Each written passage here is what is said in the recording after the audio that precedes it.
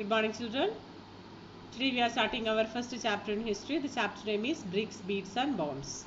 Bricks, we know that the thing that we are using to construct houses, buildings, etc. Beads, the thing that we are using to make ornaments, and bonds. The other name of the chapter is the Harappan civilization. The Harappan civilization is also known as Indus Valley civilization. What is this Indus Valley civilization? Near the river banks of Indus, in 2500 BCE, a highly cultured people were lived. About these people, we came to know only after long years back. And about these people and what were their social, economic, political activities and how they lived, their customs, manners, about all that we are going to study in this chapter. So our first chapter is bricks, beads and bonds, or the Harappan civilization. In our Indian subcontinent, the early human beings were appeared 40,000 years before. 40,000 years before, that is 30,000 years BP. BP means before present. The people started appearing in our Indian subcontinent, and they were hunter-gatherers. They earned their life by hunting and gathering. And 4,000 years before they started agriculture here, and 2500 years in BCE, before Common Era, they started the settled life. So 40,000 years back, the human beings started appearing in our continent. So which are the major periods in early Indian archaeology that we are going to see? 2 million BP, that means before present. We had an lower Paleolithic age. What is this Paleolithic age? The people using stone implements, and it was also not sharpened. So lower Paleolithic period, 2 million BP, and 80,000 years before. Here started the middle Paleolithic age. Compared to lower, it is somewhat more developed. And 35,000 BP, there here started upper Paleolithic age. This somewhat more developed than the middle Paleolithic age. And 12,000 years before, here started a new Mesolithic age. The year between the era between lower Paleolithic age and Neo Paleolithic age, the middle age, is called the Mesolithic age. And 10,000 years before, here we can see the Neolithic age. Neolithic age means the stone implements became more sharp, but they were using stone only. And 6,000 year before, here started Chalcolithic age. That is, they started using copper materials, copper things. Things they started using, implements they started using. And 2500 BCE, we found the Harappan civilization in our continent. And 1000 BCE, the people in India Indian subcontinent started using iron. And 600 to 400 CE, the early historic period was started in our subcontinent. So this is the different periods in early Indian archaeology.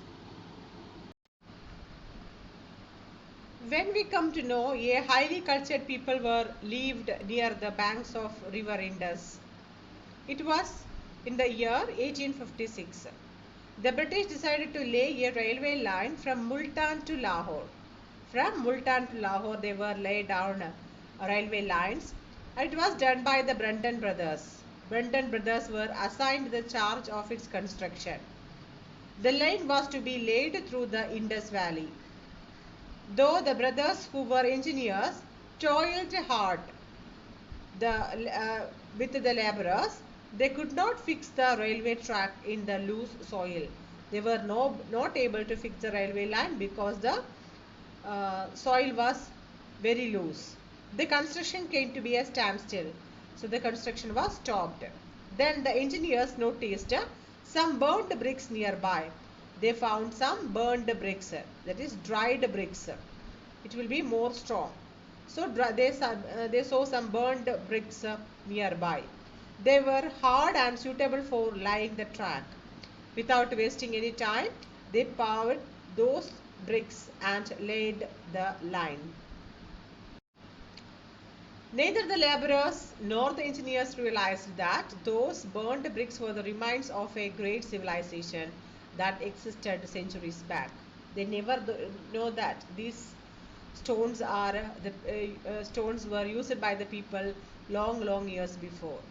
Later, when John Marshall was the director of the Archaeological Survey of India, and excavations was undertaken in 1921. It revealed that the bricks were the ruins of a great civilization. So to find out from where these burned bricks came, the John Marshall, he was the director of Archaeological Survey of India, and he conducted excavations in this area. And with that, the remainings of great civilization we got, and Indus Valley civilization came, Indus Valley or Harappan civilization came to light. What is this Archaeological Survey of India? The Archaeological Survey of India leads the researches of archaeology in India. This institution was established during the reign of the British. These are the major personalities, those who conducted excavations in Indus Valley or Harappan civilization. It was R.D. Banerjee who led the excavations in Mohenjo-daro in present Pakistan. R.D. Banerjee. Mohenjo-daro. And to see the important personalities who did excavations here. John Marshall, we already come to know, he was the director of Archaeological Survey of India. And R.D. Banerjee conducted excavations in Mohenjo-daro, and Dayaram Sahni conducted excavations in Harappa. Who is an archaeologist? An archaeologist is the person who studies about the ancient materials. In so many places in our textbook, they used Harappan culture. So what is the meaning of culture?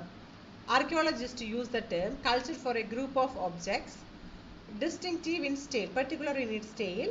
They are usually found together within a specific geographical area and period of time.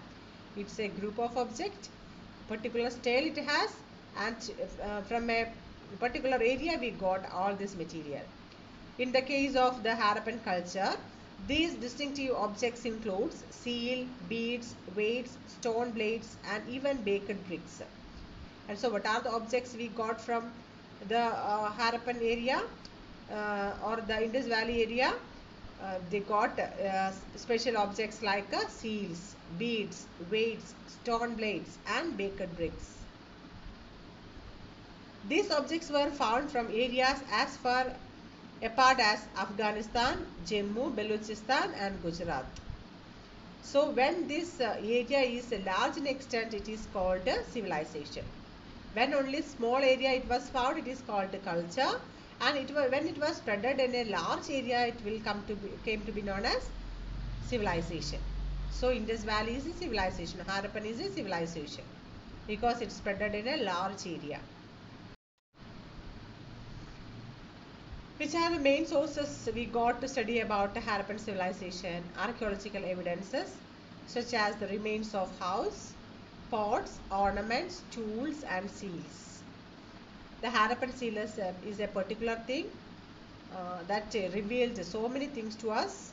The Harappan seal is the most distinctive artifact. What is this artifact? After investigation or excavation time, if we get any cultural thing, that is called artifact. The Harappan seal is the most distinctive artifact of the Harappan civilization. It is made of stone called steatite. It is a very soft stone, and it is called steatite.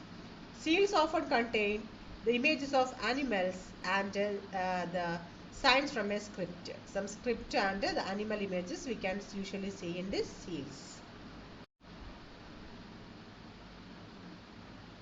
Harappan period we can divide into two. before 2600 BCE, it is called early Harappan culture. The Harappan culture was started long years before. So the Harappan culture before 2600 BCE is called early Harappan culture, and 2600 BCE to 1900 BCE it is called mature Harappan culture. After 1900 BCE, when it started disintegrating, it is called a late Harappan culture. So in this mature Harappan culture we are going to study in this chapter. See, what are the features of early Harappan culture? It originated in the period before 2600 BCE. Distinctive pottery they had, a particular type of pottery they had. They were doing agriculture and pastoralism. They reared animals, and some craft also we can see in early Harappan cultural areas. And small settlement compared to mature Harappan, the settlements were small, and there were no large buildings, and there were no cities. It was not developed like a mature Harappan age. This is the area where the early Harappan cultures we can see. The areas of early Harappan culture.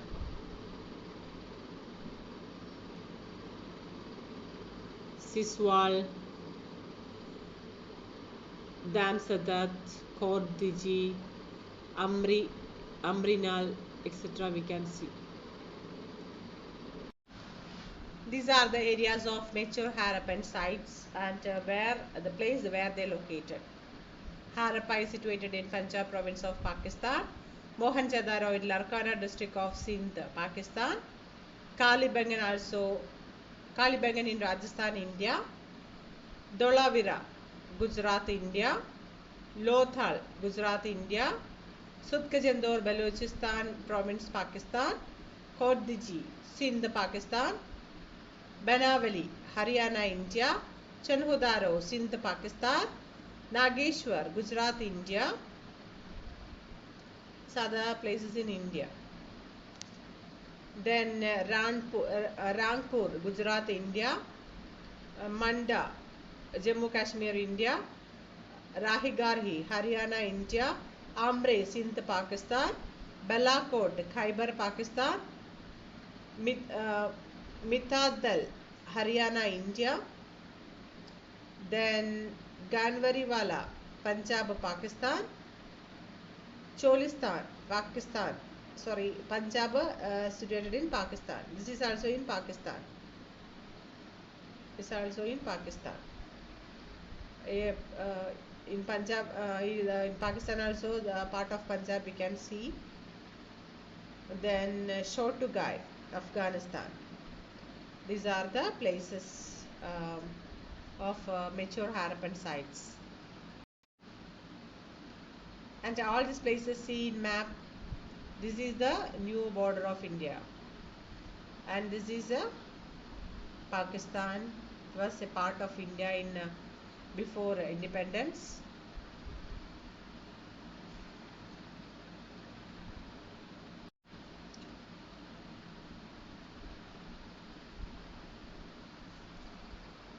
Then see what are the features of matured Harappan culture. It developed in the period between 2600 to 1900 BCE. It had a matured culture, city life. Urban culture it had. Large cities like Harappa and Mohenjo-daro we can see. They enjoyed a civilized life, modern life they enjoyed. And belongs to Chalcolithic period. They used copper mainly. That is called Chalcolithic age. Then they known copper, bronze, gold and silver. The well developed administration was there, town planning was there.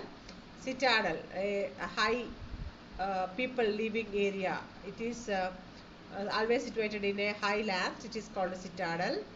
It also had a warehouse, great bath, drainage system, proper developed drainage system was there, and the art and craft also was developed.